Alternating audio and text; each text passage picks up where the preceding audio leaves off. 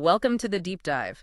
So you sent us NVIDIA's latest annual report, the 2024 10K and their proxy statement. We're going to dig through these today. Yep, pull out the key stuff for you. Think of it as your quick guide to what's really going on inside NVIDIA right now. Exactly. And it's a fascinating time for them. They're right in the middle of these two massive shifts, accelerated computing and generative AI. Huge shifts, not just tech jargon. These are really changing industries everywhere. Absolutely. They're fundamental. So your mission for us with this deep dive was to get a handle on NVIDIA's business segments, their financials, how they're really doing, and, well, what the future might look like according to them. And these documents are perfect for that. They cover, everything from operations, the financials, obviously executive pay, how the company's governed, even the risks they see ahead. Right, the risk factors, always important. And just to give a sense of scale, they talk about generative AI impacting something like $100 trillion worth of industries. That's the potential transformation they're aiming to power. 100 trillion. Okay.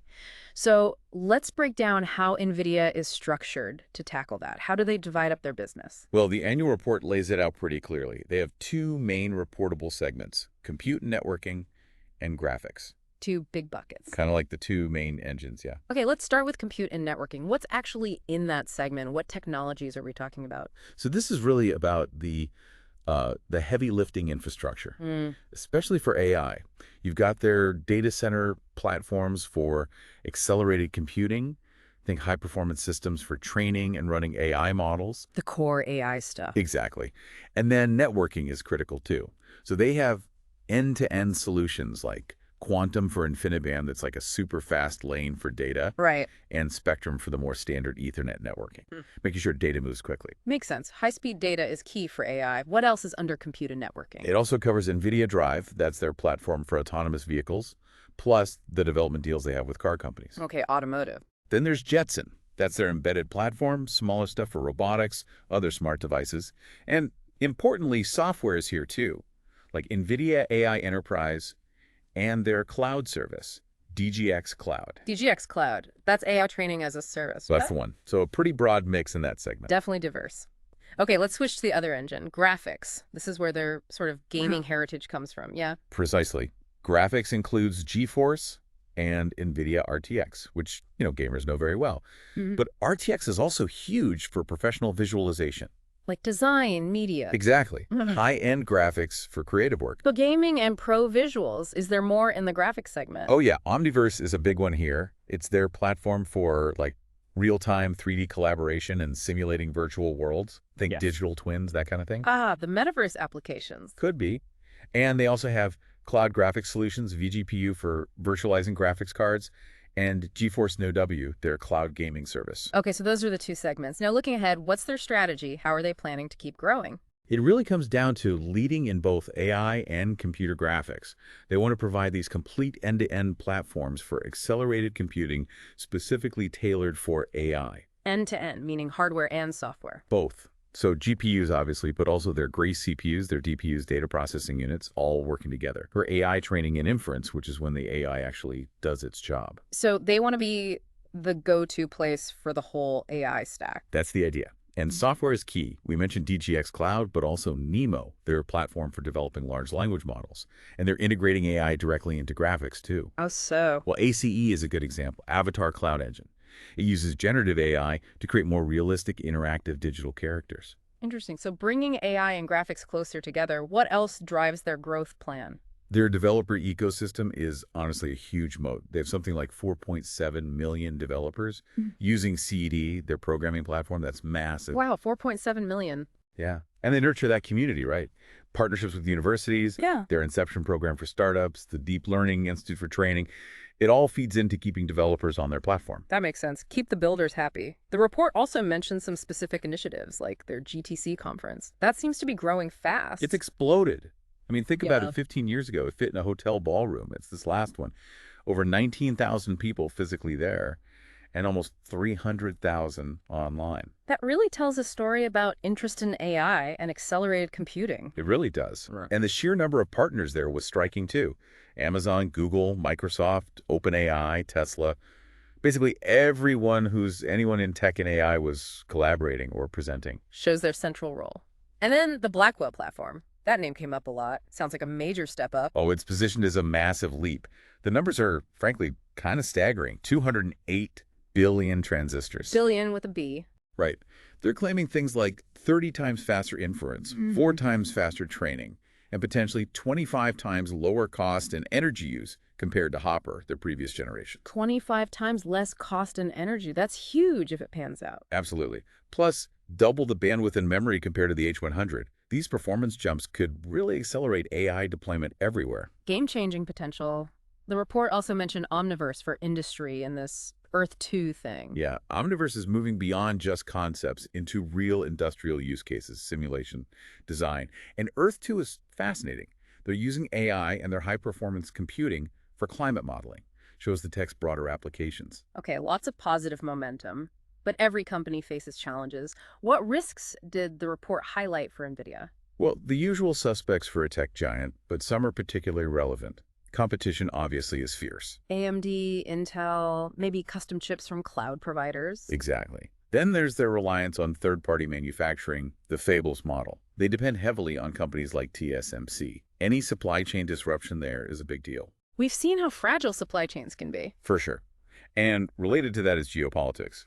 Export controls, especially restrictions on sales to China, are a specifically mentioned risk. Yeah, that's been in the news. Definitely. Other risks include cybersecurity threats, protecting their IPs, critical potential lawsuits, managing demand fluctuations, inventory. It's a complex landscape. So a lot to manage. Okay, let's switch gears to the numbers. How did fiscal year 2024 actually look on the books? Financially, FY24 was, well, extraordinary for Nvidia. Revenue hit $60.922 billion. 60 billion. And how does that compare to the year before? That's up 126% from FY23's $26.974 billion. Just a massive jump. Wow, over double. That really underlines that AI demand story. What about profit? Gross margin also saw a big improvement, jumping to 72.7% from 56.9%. And what's interesting is their operating expenses only went up slightly, about 2%. So revenue explodes, costs stay relatively flat. Which means operating income went through the roof, up 681% to nearly $33 billion. 681%. Yeah. And net income followed, up 581% to almost $30 billion. Earnings per share, 11.93, up 586%. Those are just incredible numbers. What was the absolute main reason for that kind of performance? It was overwhelmingly driven by that compute and networking segment. Revenue there was up 215%. That's the data center AI demand. Okay, so that was the rocket fuel. Absolutely. Graphics grew too, up 14%, which is solid, but completely overshadowed by compute and networking. There was also a small benefit from an accounting change related to asset lifespans, but the core story is AI demand. Got it. Let's look a bit closer at the statements. Anything else jump out from the income statement? Well, besides the massive top and bottom line growth, you see the segment breakdown confirming compute and networking's dominance. They also paid about $252 million in interest and booked $4.1 billion in income taxes. Okay. And the balance sheet. How healthy are they looking in terms of assets and liability? Very healthy. As of the end of January 2024, they had over $7 billion in cash, plus another, $18.7 billion in marketable securities. So lots of liquid assets. Almost $26 billion combined there. Yeah. Inventory was around $5.3 billion, and shareholders' equity stood strong at nearly $43 billion. One detail is a $1.6 billion valuation allowance against deferred tax assets, but overall a very strong position. Okay, strong balance sheet. How about cash flow? How much actual cash did the business generate? Operations generated a huge amount of cash, $28.09 billion. $28 billion from operations. Yep. They used about $10.6 billion in investing activities. That includes about $1.1 billion in capital expenditures, buying equipment, intangible assets. Financing activities used up about $13.6 billion, largely due to share buybacks. Okay, so let's talk free cash flow. That's operating cash minus those capital expenditures. Exactly. So $28.09 billion minus $1.07 billion gives you a free cash flow of around $27 billion to the year. $27 billion in free cash flow, that's a lot. It's a phenomenal amount. Really shows their cash generating power right now. So with all that cash, how are they returning value to shareholders? You mentioned buybacks. Yes, that was a big part of it. They spent $9.53 billion buying back their own stock in FY24. Almost $10 billion just on buybacks. Yeah.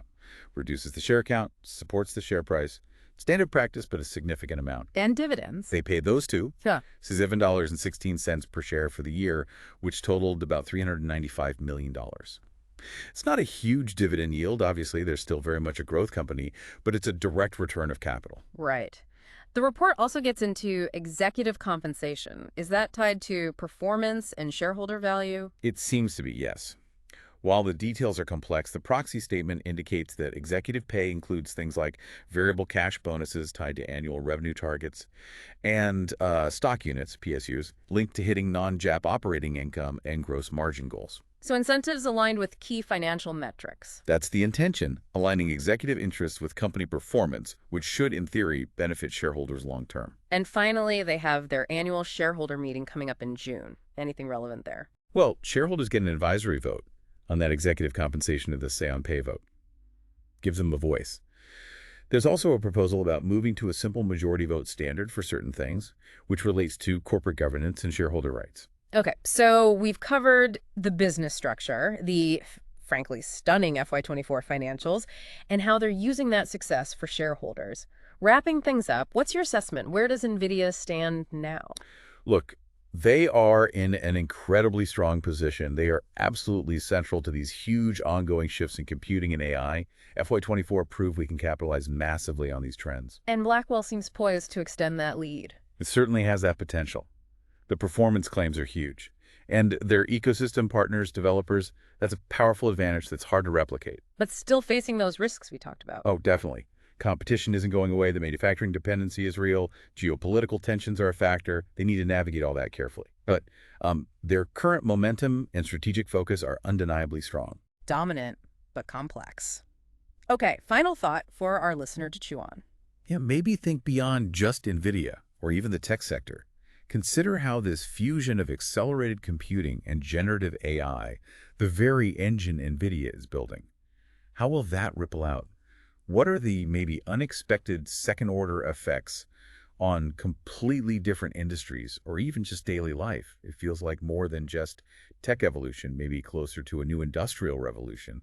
What are those downstream impacts we aren't fully appreciating yet? That's a great question to leave people with, the wider impact. Well, thank you for walking us through all that from the reports. My pleasure. Good stuff in there. And thank you, our listener, for trusting us with your sources for this deep dive. We unpacked NVIDIA's business, saw that incredible FY24 growth driven by AI, looked at their strategies, and how they're returning value. We hope you consider those broader implications we just talked about. If you have sources for a future deep dive, do send them our way. For more on NVIDIA, check out their investor relations site. Until next time, keep digging deeper.